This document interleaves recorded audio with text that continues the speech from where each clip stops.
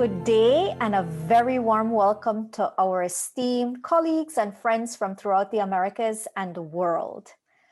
Buen día y una muy cálida bienvenida a nuestros colegas y amigos de todas las Américas y el mundo.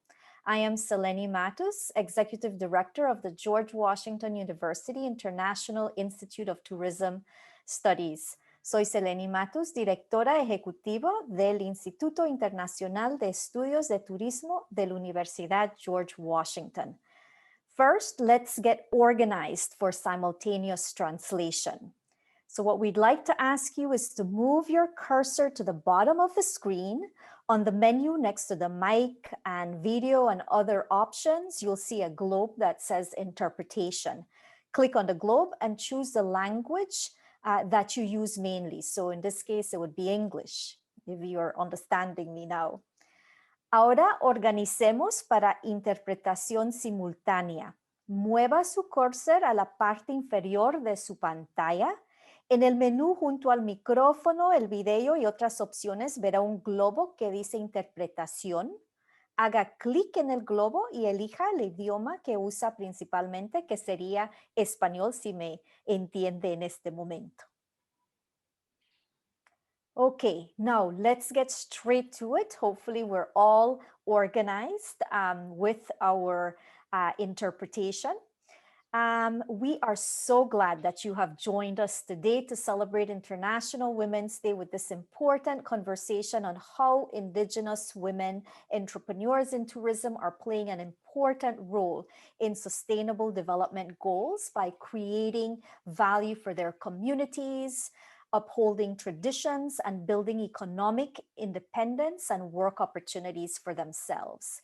This roundtable is co-hosted by the ICSP, so thank you to Kathy and also to Ayman and others at ICSP for the opportunity, and also the Indigenous Tourism Collaborative of the Americas, which is spearheaded by the Organization of American States, the GW International Institute of Tourism Studies, and the U.S. Bureau of Indian Affairs.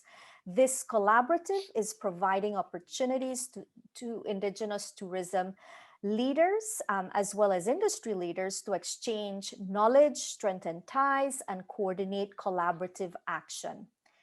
Today, there are more minority women entrepreneurs than ever before, and as of 2017, Indigenous Americans owned 1.4% of all women-owned businesses. This translates into an estimated 170,000 businesses in the US alone. And there are very similar trends occurring throughout the Americas. Still, women entrepreneurs face a startling amount of hurdles, and Indigenous women in particular experience barriers to entrepreneurship that are especially pronounced. This year's International Women's Day theme, which is Choose to Challenge, captures the idea that from challenges come changes. So please join me in welcoming our distinguished panel of phenomenal women who have demonstrated resilience and determination and overcome many challenges to tell their stories of entrepreneurship. So today we are joined by Uwani Martinez. Uwani is an eco-cultural entrepreneur. She's based in Belize, Central America. She is the owner as well as manager of Palmetto Grove Ecocultural and Fishing Institute, which offers a wide range of Garifuna cultural, culinary, and nature-based tours. So welcome, Uwani. We also have Olivia Rose Williamson, who prefers Rose. So welcome, Rose. Rose is a member of the Crow Nation in Southeast Montana. She founded the Indian Battle Tours after working as a tour guide through the Crow tribe's Absaloka tours. Really, Rose is a storyteller at heart. She curates a wide range of tours that really bring to the fore the important historical elements and stories that are often left out in our traditional interpretation of history in this important region of the United States. Also, Graciela Coy, who is director of Actenamit Association, which is a social enterprise located in eastern Guatemala in the heart of the Quechua Maya communities, which Actenamit serves. Graciela is also the president of the Sustainable Tourism Network of the Maya Caribbean, which has its headquarters in Itzabal, Guatemala, which is right along the coast. And also Ms. Teresa Ryder, who is Director of Business Development at the Indigenous Tourism Association of Canada. Teresa is of Musqueam descent, born in the Lower Mainland and raised on Vancouver Island. Teresa has decades of experience in supporting Indigenous enterprises, including women tour operators and partners in ways to grow their business. So you can see that we have a very distinguished group of women with us today.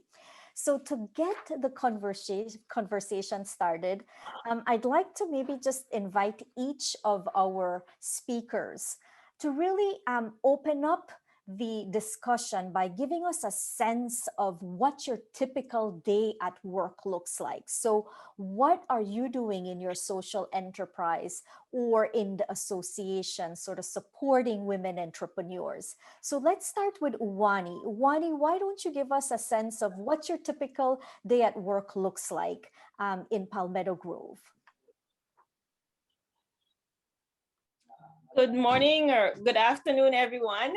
Pleasant, happy International Women's Day to all women around the world as we continue to make a difference as in many of our families and people's life. For me, as a woman entrepreneur, it has been a journey where self-realization is at the center. So my day generally begins with centering of self and summoning the ancestors and the Almighty amidst to guide the way. And then I move on into logistics for the day. So what do I want to accomplish? What do I want to achieve? And how do we go about doing so? Once that is done, then the day starts by the endeavor that we do at Palmetto Grove is one of self-sustainability, incorporating farming, culture, and learning. So we deal with the farming component, watering plants, feeding animals, making sure they're taken care of, and then onto the tourism component where we're serving customers. What do we have in terms of serving customers for the day? So the day passes by serving customers, moving along in our communities where we're constantly seeing opportunities to make a difference throughout all the challenges that our community as an Indigenous community in Belize goes through. So that's what they would look like generally for me. As I also balance that along with family life, taking care of the well-being of the rest of the family around me. Thank you so much, Uwani. And I guess those tours are very special that you run as part of that day, right? Especially, you know, those experiences of being in the kitchen, really bringing to life all the excellent cuisine that the Garifuna community offers as well. So we want to learn more about that as we go along and the conversation continues. Rose, would you like to go next to give us a sense of what your day looks like? Hello, I'm Rose Williamson of Indian Battle Tours. Shodaja, Balasha, Bilakbak, Chugagushuk. Hello, I'm Praise for the People also. So for Indian Battle Tours before COVID, a lot of my customers came through Facebook, and I would just interact with them on the computer first to book the tours, and then meet them at designated times at different battle sites.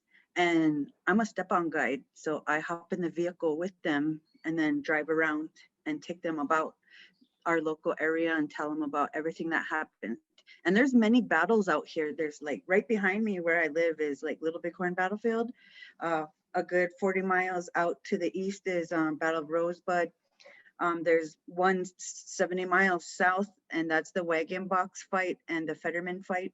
And then way out to the west, about a good hour's drive, is like the Battle of Pryor Creek. So I know all those battle sites, and I can take people to them on a regular COVID-free day. But since we've been dealing with this sickness, I have had the opportunity from different tourism people to show me how to give tours online. And last year I took a class on it, and they showed us how to interact on here and gave us about a 6-week class on what to do, but it took me a while to get my thing going. So I just now went online virtual tours with Airbnb experience just recently within the last few weeks. So mainly me, so far it's all been on the computer, doing my bookings. When I'm about to give a tour though, I give about a good hour to prepare before the tour, like putting on my tour uniform. And I like to wear tour uniforms. It's basically a requirement at the National Park Service to have a uniform. So I just created my own, and that's what I do all day is give tours, even here online now. And when I'm not giving tours and when I'm not prepping for a tour or booking a tour on my free time, I'm doing what I can to study the people that I'm talking about, and so I can stay fresh on my facts. So that's pretty much what I go through on a regular day at Indian Battle Tours. Thank you. Thanks so much, Rose. Teresa, how about you? Good day, everybody, and so honored to be here with my distinguished colleagues, and happy International Women's Day to everybody around the world. I'm with you today from unceded Coast Salish territories, the shared territory of the Musqueam, Squamish, and Tsleil-Waututh people, which is my traditional territory. And pre-COVID, a day in the life, I didn't spend much time in my own territory. We have a commitment to build Indigenous tourism across Canada. So working closely with provincial or territorial associations to get organized and build tourism from the grassroots level. That includes programs to develop those associations, as well as direct supports for entrepreneurs across the country. So building out toolkits, working directly with the entrepreneurs on pathfinding of resources. We are fortunate in Canada that our association is federally funded, and we also work with provincial and territorial government support as well to be able to deliver those programs on the ground or one-on-one with operators. Of course, since COVID, a lot of that has gone online, but still grateful to be able to connect with people virtually. And as we're learning how to do that better, of course, still missing all of the people, the hugs, the contact, but knowing that there's a bright future ahead for our industry. We continue to do research about the impact of the current virus, and we know that we've been set back as an industry in Canada more than 30 years in our tourism development. So that means that we have a big job ahead of us as borders reopen, as visitor economy returns. But spending most of my career kind of in the grassroots and working with entrepreneurs and communities who are focused on tourism development, I know it's possible over the next 5 years or so to do that recovery. So very diverse group of operators that I work with in both urban, remote, rural communities, men, women, community-owned businesses. So it keeps us all busy, and I have a team of colleagues across the country that help to support that work as well. Thank you, Teresa. We know that that ecosystem of support, especially for women entrepreneurs, is so critical to ensuring success. And so thanks to the Indigenous Tourism Association of Canada and many other associations that work throughout the Americas providing support in that case. And we have Graciela. Graciela, can you please give us a sense of what your day looks like working there at Actinamit and also working as president of the Association of Indigenous Enterprises that are based in the Maya Caribbean?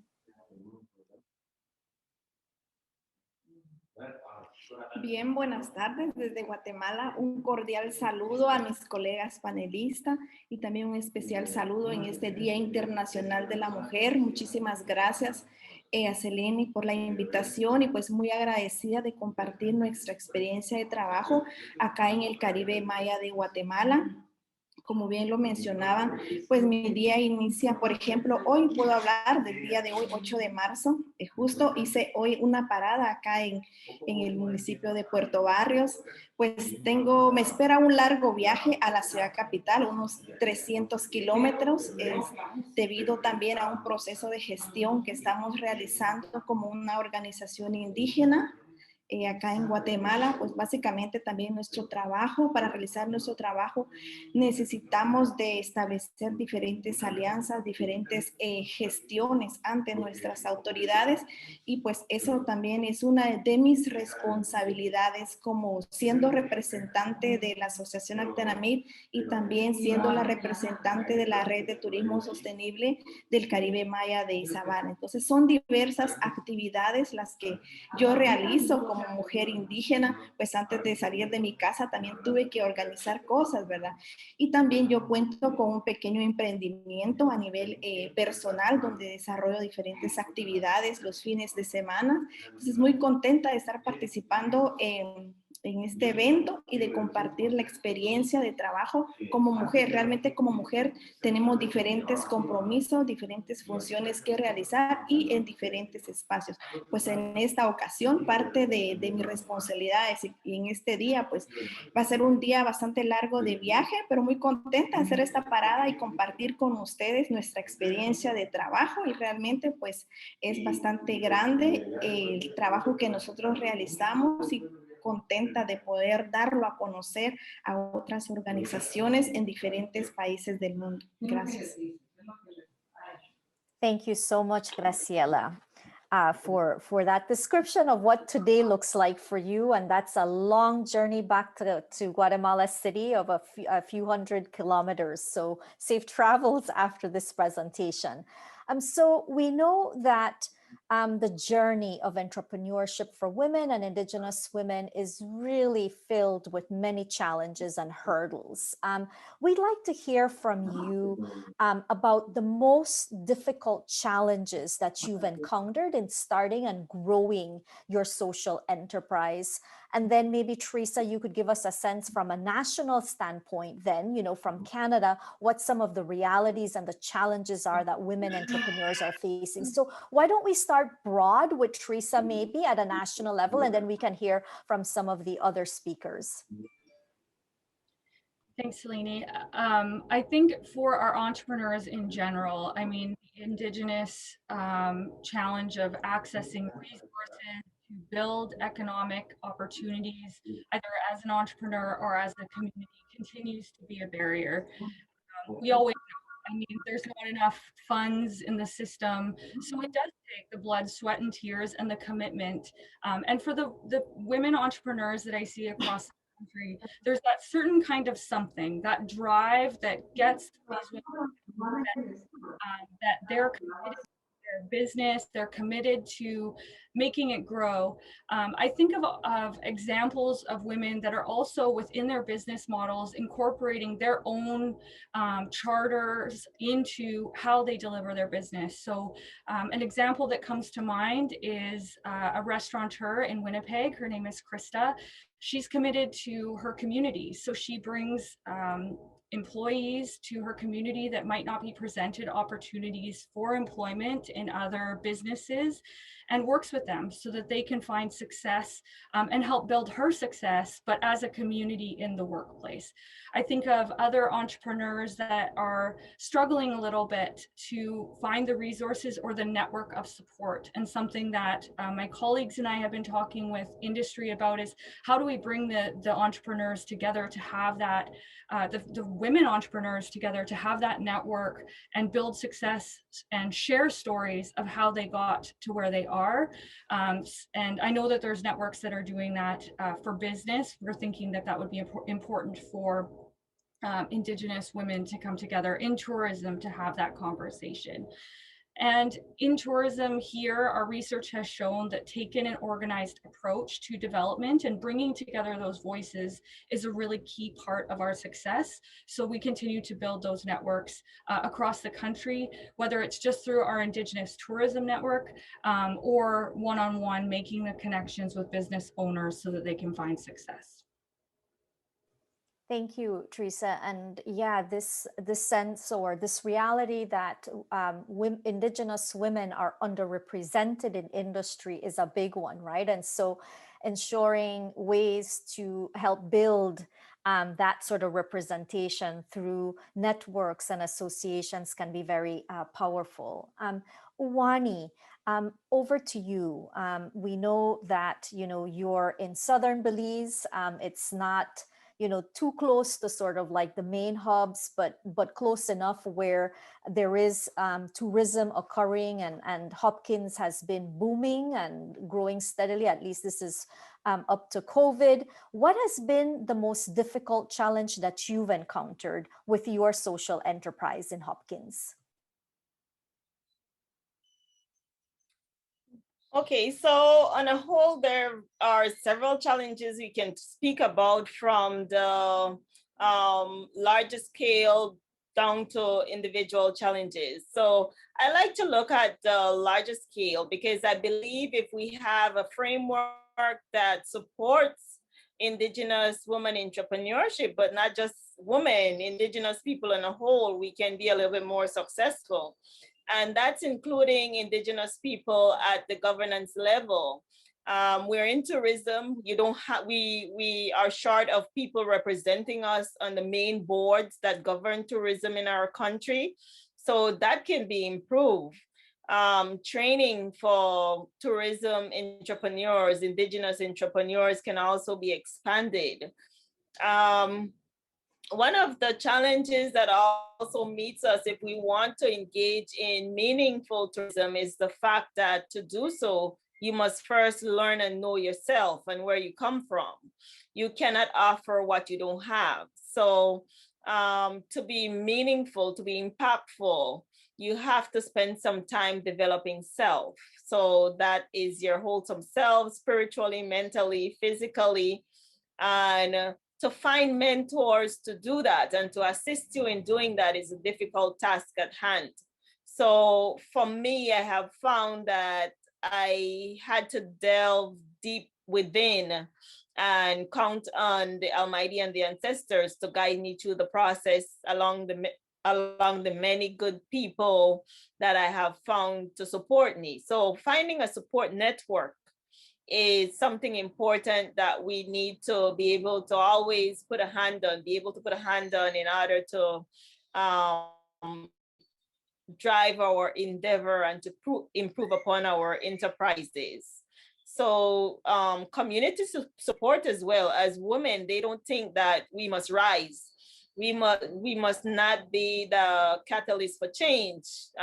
People are accustomed to many women just being in a submissive, very dormant role, playing a support role. So when they see women who are rising and up to make a difference, the misconception and the description of us is not usually nice. So you have to overcome all these discriminatory notions that people have about Indigenous women, strong, intelligent Indigenous women wanting to see their community make a difference, their culture survive, and their people thriving.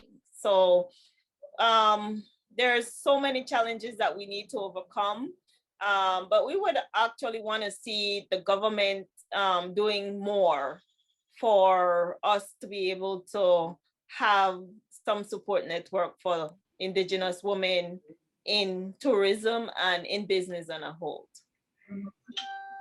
Thank you, Wani. And I see that Rose and Graciela are definitely agreeing with you on this. So Rose, would you like to add anything to what has been said so far by Teresa and Wani?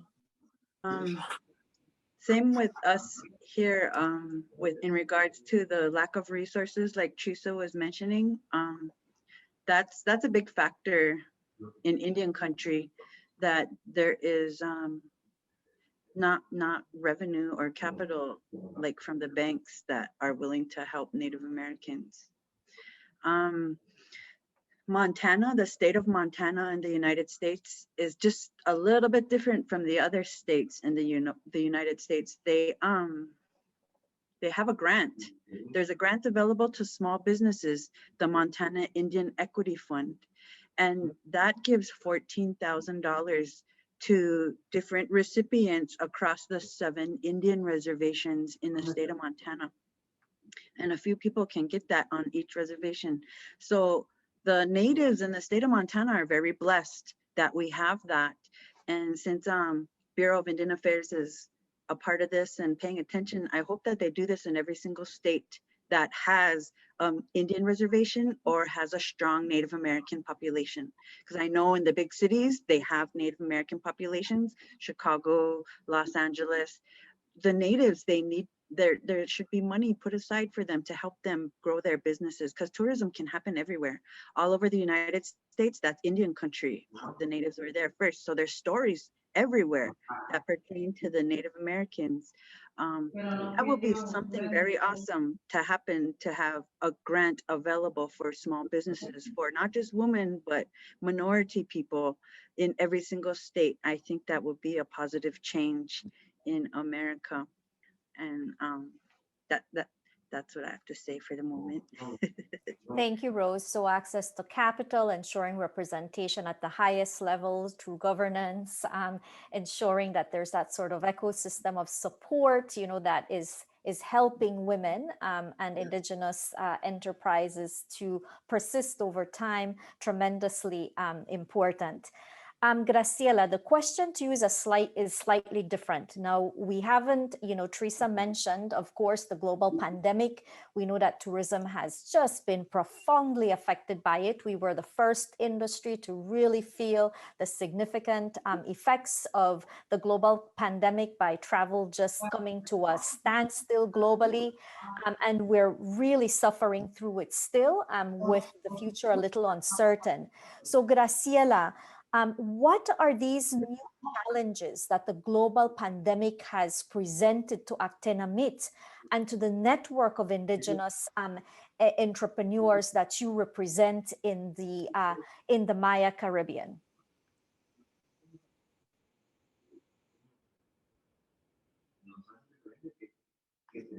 Bueno, los nuevos desafíos que hemos enfrentado por las mujeres, realmente yo puedo mencionar que siguen siendo los mismos que mencionaron las compañeras que me antecedieron. Uno, el tema del acceso a los recursos. De manera personal, como veo que el tema de los recursos económicos es bastante importante para poder emprender un negocio. Yo lo digo esto a nivel personal porque también tengo un pequeño emprendimiento familiar.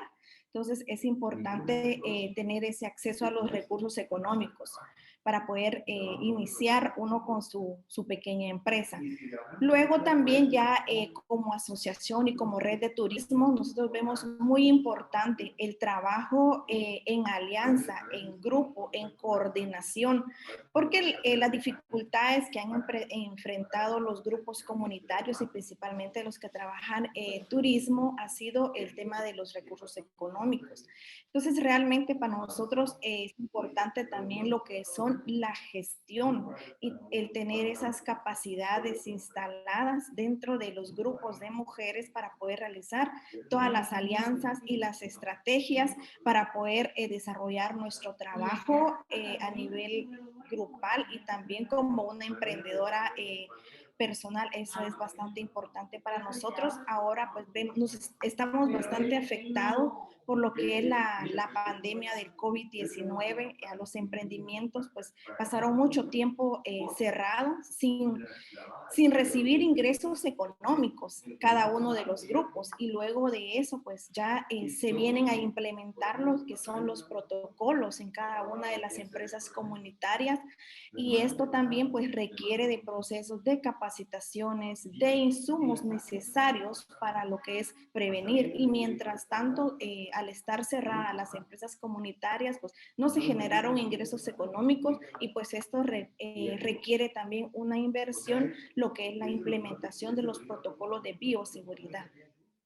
Gracias.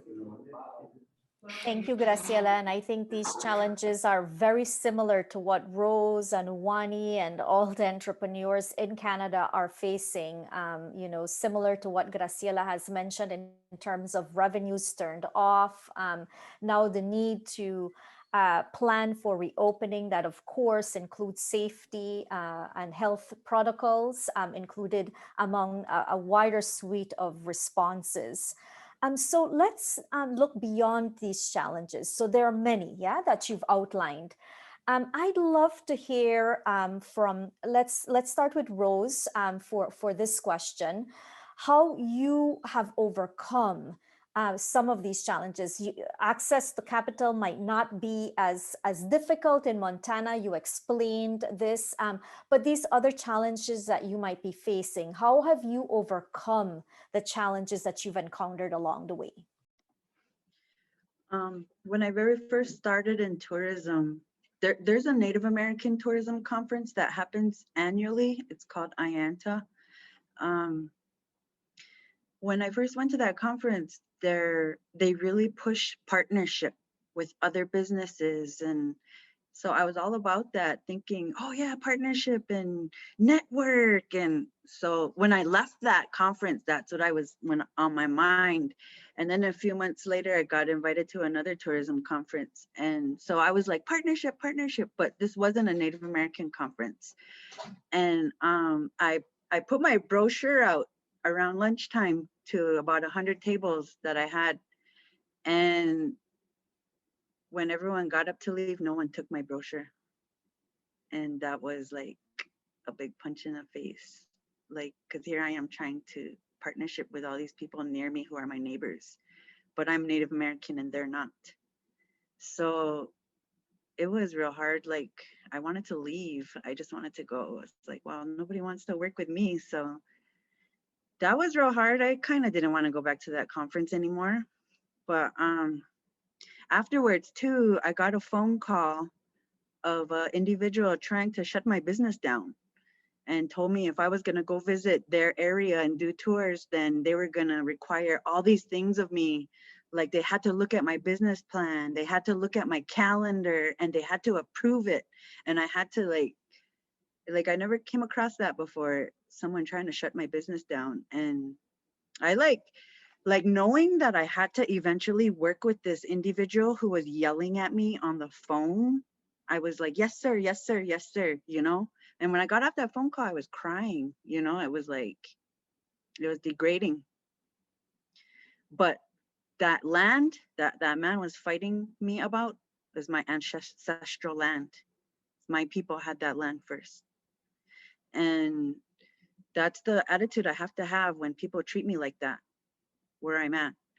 And when I walk into a conference here in this area, all the land that it's on is on my land.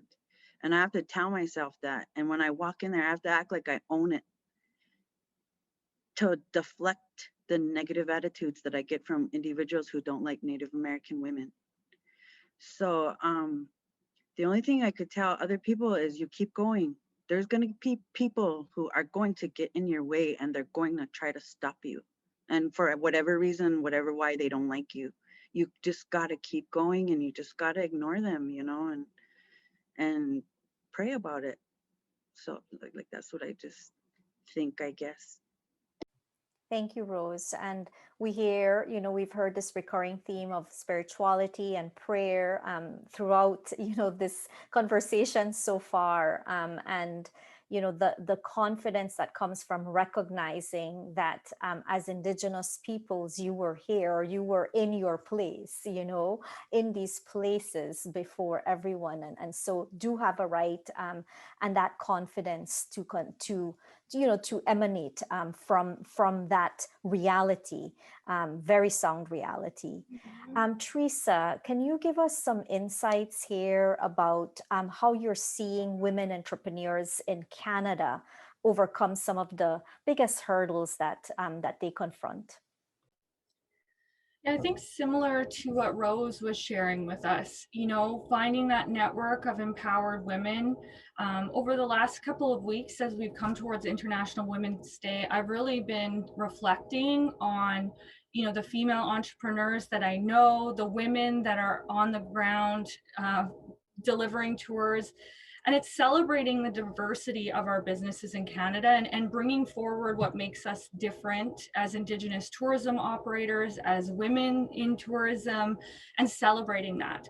So I've often said, as we're selling Indigenous tourism experiences here in Canada, it's layering on, it's the value add of being with someone who is of this place and experiencing Canada through the eyes of an Indigenous entrepreneur, of a woman entrepreneur, and focusing on that and celebrating that as part of the story. So as an association, when we're telling those stories and you know, inherently as Indigenous people, we're celebrating our storytelling through marketing now. It's a new way of doing things. Social media is our new, you know, our new fireside chat, if you will. But sharing those stories and pulling out what makes people unique and what the visitor can experience and be excited about. And so I think that's how we're overcoming challenges in Canada.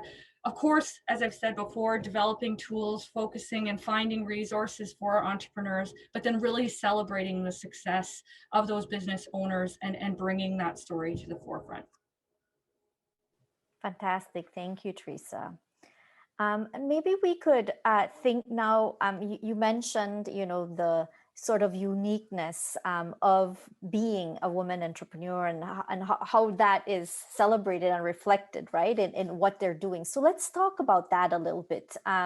Graciela, I'd love to learn from you because you are playing so many roles. You know, you're director of the Actenamit Association, which, you know, educates Indigenous youth in tourism by giving them the opportunities to work in, you know, the accommodations that you provide. You have restaurants, you have, you know, a wide sort of array, gift shops, for instance. You also have your own enterprise that you work on the weekend, and then you represent a network of Indigenous entrepreneurs. So how do you see the values and the unique narrative of being Indigenous and a woman integrated into what you're doing at these different levels?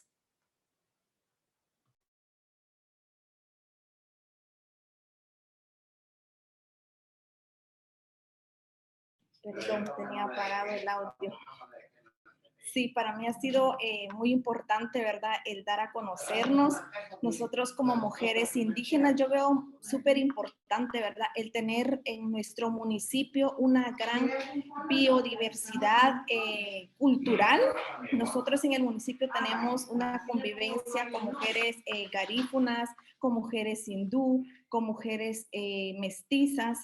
Y para mí también es muy importante el compartir toda la gran riqueza en cuanto a la biodiversidad. Nosotros nos encontramos ubicados dentro de un Parque Nacional Río Dulce, que es un área protegida. Entonces, realmente es importante hacer toda esta combinación y poder compartir también toda nuestra riqueza que nosotros tenemos como comunidades indígenas, como poblaciones o como grupos indígenas en las diferentes partes que nos encontremos trabajando y también en las diferentes áreas que interviene nuestra organización. Realmente pues yo muy contenta de estar trabajando con estas comunidades y también con la juventud indígena y también para la organización a la cual yo vengo trabajando desde hace más de de 18 años. Nosotros somos una organización indígena de base comunitaria, pues ya llevo varios años trabajando y actualmente también yo conformo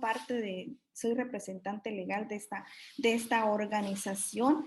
Y pues yo veo muy importante también el que las mujeres indígenas y que los jóvenes pues sean las personas las que gestionen también y administren sus recursos económicos, las organizaciones, pues todo esto requiere también de una buena preparación, de una formación, de un acceso también a la educación para poder tener todas estas oportunidades y de realizar también todas estas alianzas y hacer la parte también de la incidencia para poder sacar adelante nuestros grupos comunitarios, las empresas comunitarias, la red o a la organización también a la que yo pertenezco. Muchas gracias. Muchas gracias, Graciela.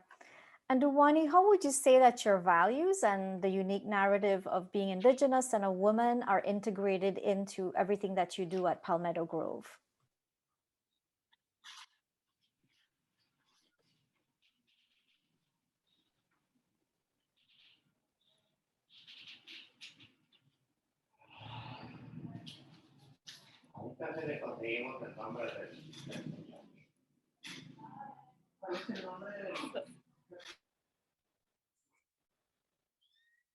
Should I go ahead?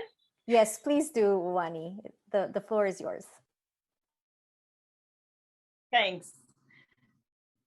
I love the discussion and the sharing that Rose did a while ago, because it centers us back into our reality as Indigenous women.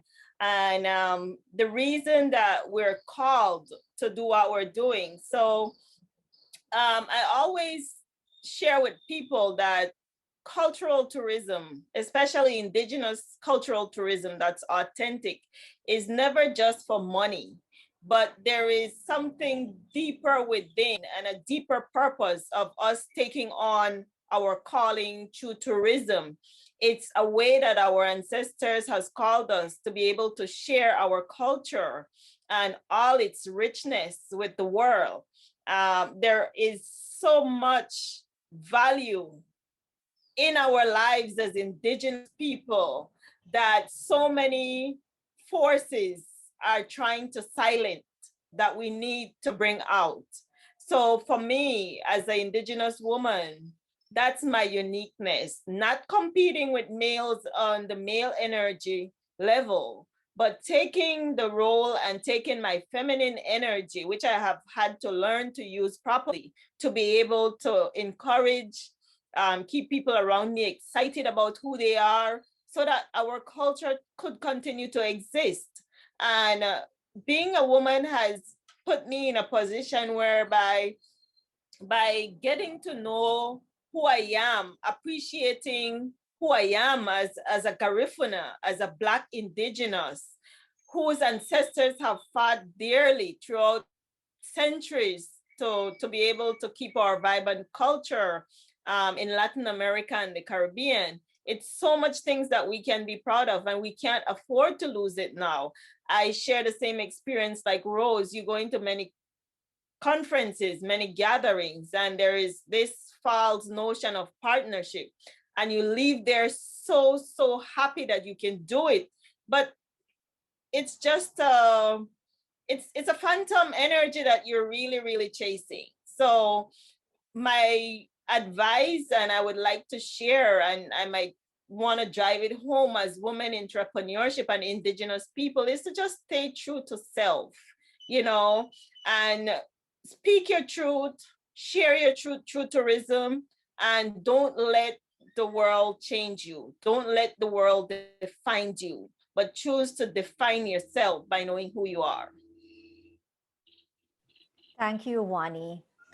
And Teresa, if we were to think of resilience, you know, this is a theme, you know, all the women here today have persevered. And so you've demonstrated resilience. Teresa, thinking of, you know, the many entrepreneurs in Canada, how would you define resilience as an Indigenous woman entrepreneur? And what advice would you have for aspiring women entrepreneurs? Similar to what my colleagues have shared, I mean, I think there is a certain grounding of being of this place that I see with the entrepreneurs, especially the women that are really focused and goal-driven and grounded in their businesses. We have a wide variety of entrepreneurs, women that own land-based tour companies, restaurants, gift shops, galleries, you name it. There are women involved at the community level, of course, developing tourism. And so I think it's just fundamentally being who we are as Indigenous people, and as Uwani shared, claiming that space, you know, being grounded in your energy, being grounded in your place, knowing who you are, and the importance of the message that you're sharing with visitors. Well, you know, also looking at the other benefits that tourism brings, whether it's language revitalization or cultural practice or being out on our territories, which is becoming so important as a value to making sure that we're protecting the place that we live. Advice that I would have, entrepreneurship is not for the faint of heart. As I've said, there's something in the entrepreneurs that I see that determined drive towards goals and making the business work. It's a grittiness, it's a scrappiness that is so important, but it's that that determination that there's not going to be failure. And I see that with the women that have opened businesses in Canada. Of course, we know that there's a failure rate, but it's going back to that foundation of making sure that you're a solid business grounded in good practice, connecting with other entrepreneurs. We have an Indigenous tourism conference that we host on non-COVID normal years that brings together a network of people and from across the world. And last conference was in my home province, and I had one of our big non-Indigenous operators come up to me at that conference and say, I've never been in a room full of people who are so willing to share and connect and give away their industry secrets because they want to see other business owners, other Indigenous business owners survive. So it's that collaboration, that network, that shared experience of Indigenous operators. And so I think advice, keep at it, find the tools, connect yourself, be a part of your local associations, be a part of your local Indigenous community, you know, include the people from your community in your business if possible, and set yourself up for success with that human experience. And then, as I said, with that grit, that drive, that determination, there's going to be hard days, there's going to be good days. And I think good days are ahead of us as we move forward through the pandemic. Thank you, Teresa. And to Graciela, you know, if you think of Guatemala at a national level, what do you think it would take to ensure that every Indigenous woman in Guatemala had the opportunity to become an entrepreneur?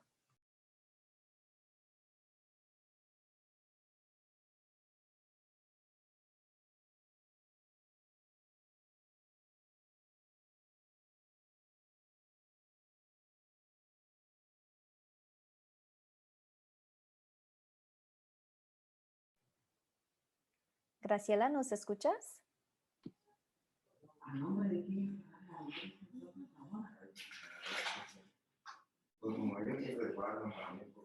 No escuché si mencionaron mi nombre, pero sí quisiera responder qué necesitamos las mujeres. Bueno, en principio yo quisiera mencionar tres aspectos muy fundamentales que yo veo en mi país, que son importantes para que las mujeres indígenas podamos también desarrollar nuestras comunidades y, por qué no decir, nuestro país. Uno sería también tener el acceso a estos recursos económicos, el también tener el acceso a la educación para poder formarnos, también que las políticas públicas, ¿verdad?, reconozcan la plena, efectiva participación de las mujeres indígenas, y también que los gobiernos inviertan en nuestro país y en el desarrollo de las mujeres de cada uno de nuestros países participantes en este panel. Muchas gracias. Thank you, Graciela. And Uwani, what about, you know, the same for Belize in your case?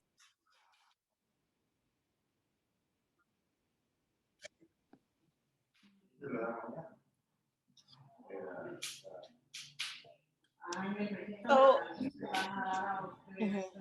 for us in Belize, I am thinking that we need more unity and structure. We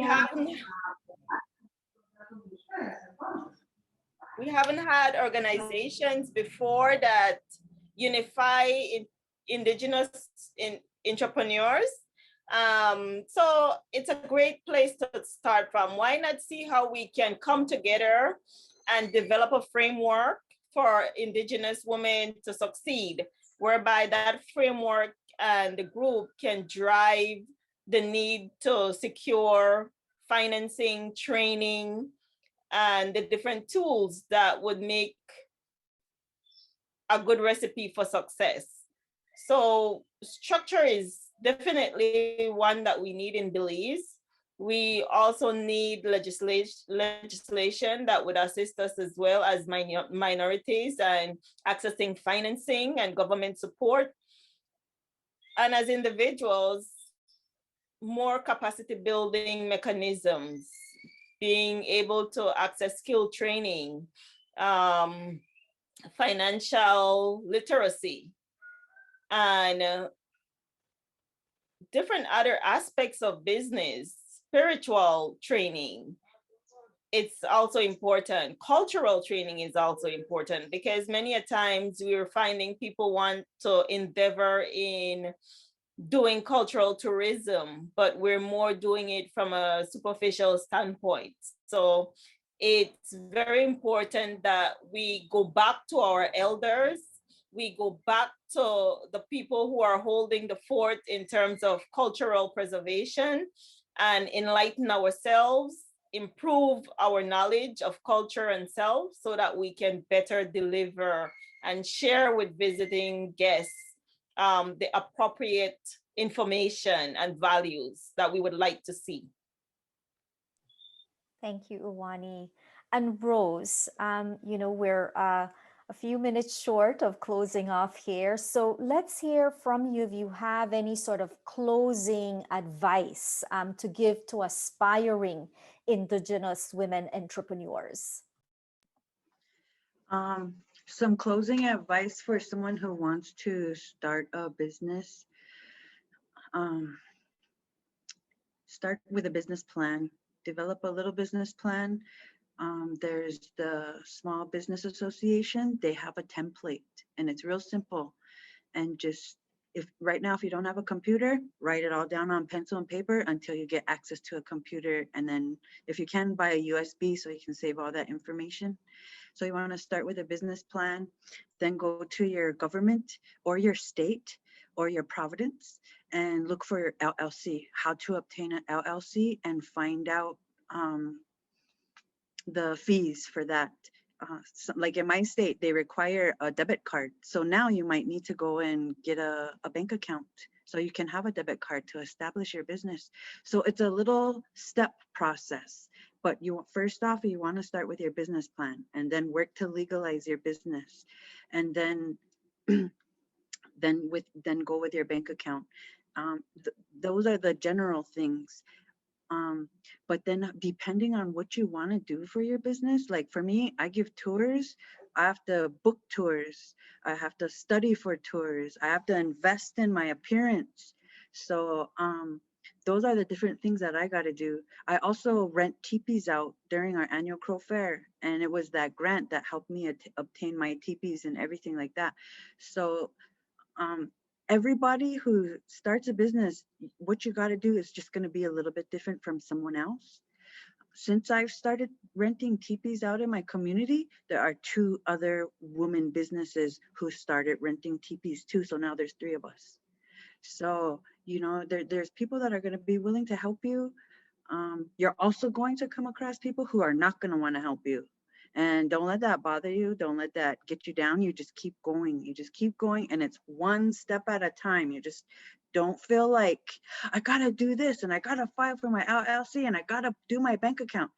Don't feel like you're overwhelmed with all these little things you got to do. You just do them one at a time, and it's going to take time, and you got to be really patient. So even if you need me to help you out like with guidance, I have no problem in helping out. Thank you so much, Rose. That was fantastic. A very excellent recap of all those main ingredients that you need in thinking through your startup. Teresa, would you like to add anything to that list that Rose has started? I would agree with what she said. I mean, in Canada, we have a set of guidelines. It's a checklist that we recommend that business owners follow. And so kind of just formalizing the business. And as she said, just simple steps, go through the list, figure out what's relevant to where you live, what the regulations are. That will set you up fundamentally to be a good business owner. And then you can figure your way through what story you're going to tell, what space you're going to own. And my piece of advice, I guess, as well is know what skill set is, and don't exhaust yourself with being the Indigenous woman that's responsible for delivering that message to the entire world. You can stay in your lane, in your space, and share the story that is who you are.